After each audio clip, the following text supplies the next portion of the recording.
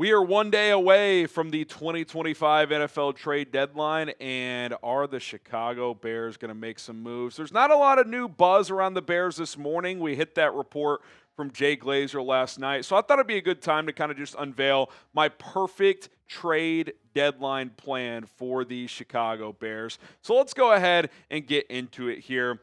Step number one.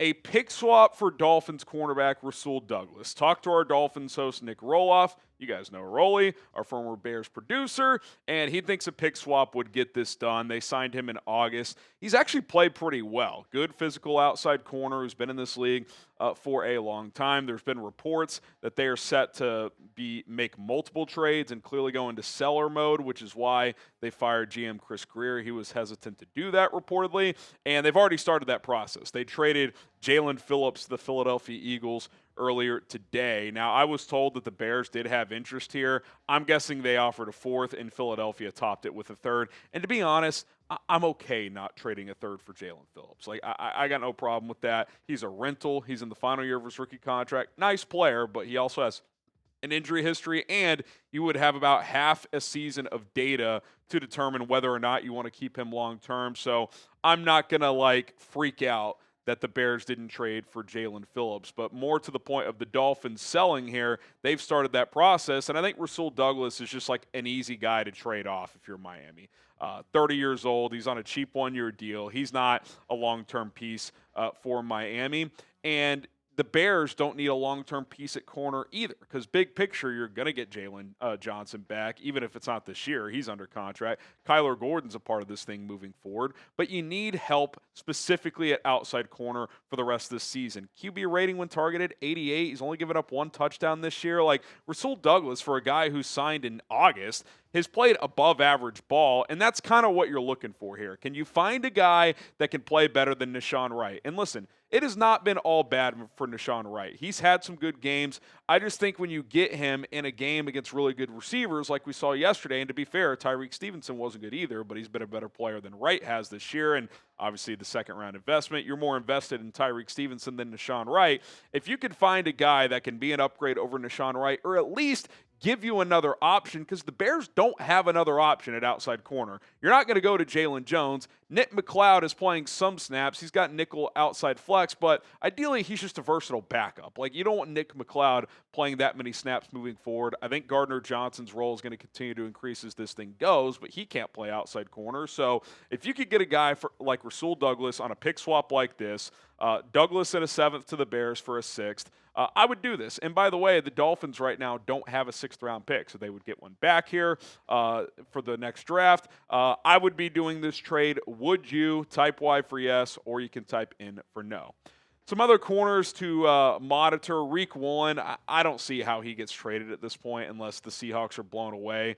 And I'm not giving up a 3rd-round pick for Riq Woolen. So don't think he's that realistic. Alontae Taylor, will the Saints trade him? How much would it cost? I'd maybe go a 5th. But he's also a rental, and I don't know if you would view him as a long-term piece, so that I'm a little hesitant there. Cam Taylor-Britt, if he falls into that Douglas category, pick swap, I'd be open to it. Same with Josh Williams, same with Mike Hughes. I think they're all in that pick swap discussion, but I think Douglas is the guy I'm eyeing the most because they need a rental, and rentals don't cost as much. So I think that is the direction I would like to go.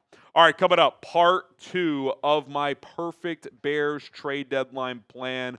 We'll spice it up a little bit more with more intriguing names here in just a moment. But first, do want to tell you guys about our awesome sponsor, Prize Picks. The hard-hitting football action is even better with Prize Picks. The weather might be changing, but the feeling of being right never gets old. So keep the season rolling on Prize Picks by getting $50 instantly in lineups when you play your first $5. A cool feature with Prize Picks is injury reboots. If you set a lineup and a player never plays in that game because of an injury, or if he were to get hurt in the first half, they'll simply take that player out of that lineup and turn a 3-player lineup into a 2-player lineup, etc. That happened to me yesterday. I had a lineup with DeAndre Swift that I submitted earlier in the week. He didn't play, turned from a 3-player lineup to a 2-player lineup, was able to win that 2-player lineup. So pretty cool that they offer that for you guys. The way Prize Picks works is simple. You pick 2 or more players and take more or less on their stat projections. Tonight, I like both quarterbacks. I think Dak Prescott, Jacoby Brissett both throw for a bunch of yards, so I took the more on both.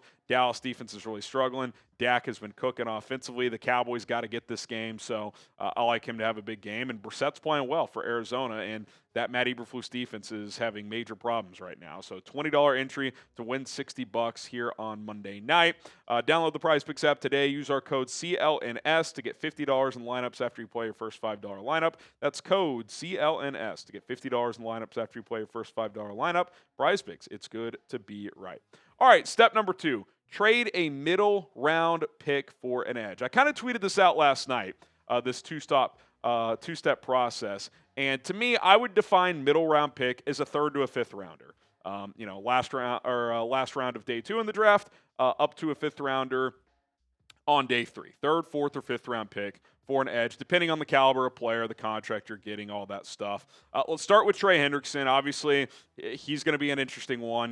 When they beat the Steelers, talking about the Bengals 2 weeks ago, and Joe Flacco played well, and it's like, man, he might be able to salvage their season. Well, they then lost to the Jets and then the Bears, so now they're 3-6.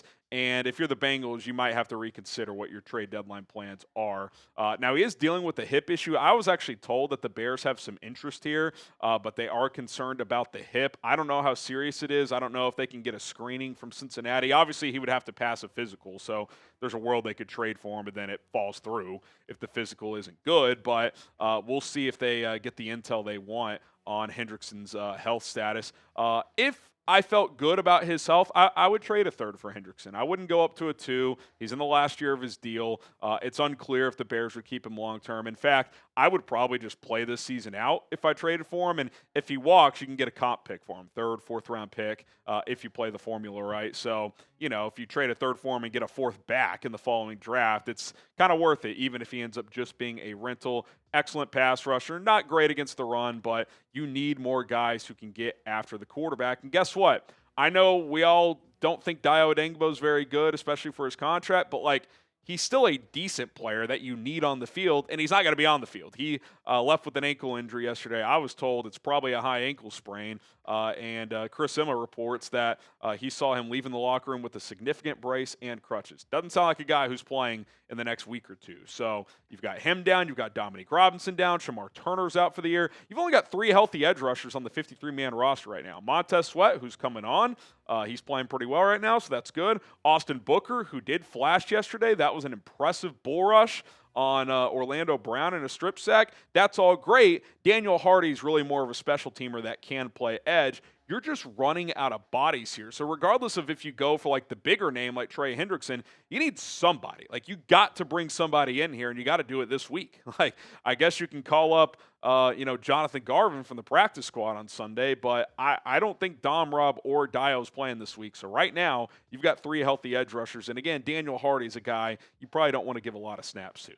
Okay, how about Danielle Hunter? I've mentioned him a couple of times. There hasn't been a lot of reporting on him, but I do wonder if the Texans would at least take calls. He's 31 years old now.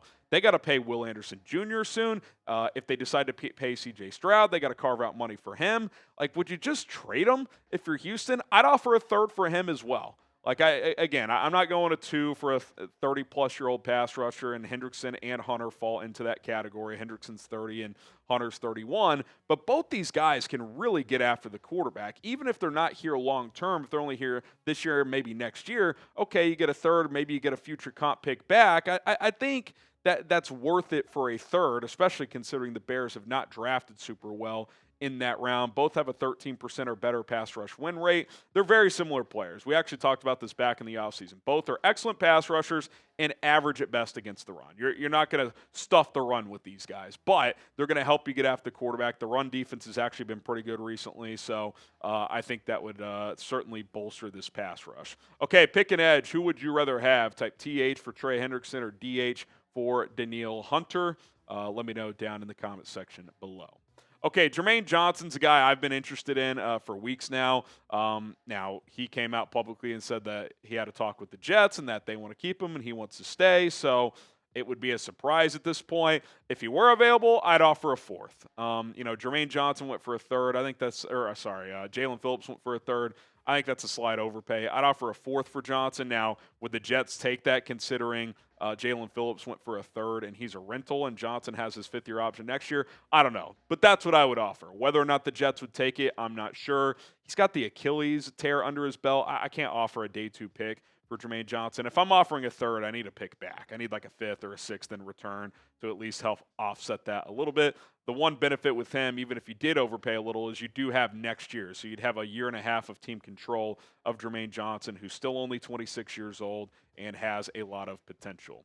Kayvon Thibodeaux, I won't spend much time here because if the reports are true, I'm not offering what they want. I mean, apparently the Giants want a first-round pick, and I like Kayvon Thibodeaux. You know, in a vacuum, I think he's better than Jaelan Phillips and Jermaine Johnson, but I don't think he's 2 rounds better, right? Like, I'm not doing a 1. I don't think I'd even do a 2 right now. I want to keep my premium draft picks. Third, okay. Yeah, like I would do a third for Kayvon.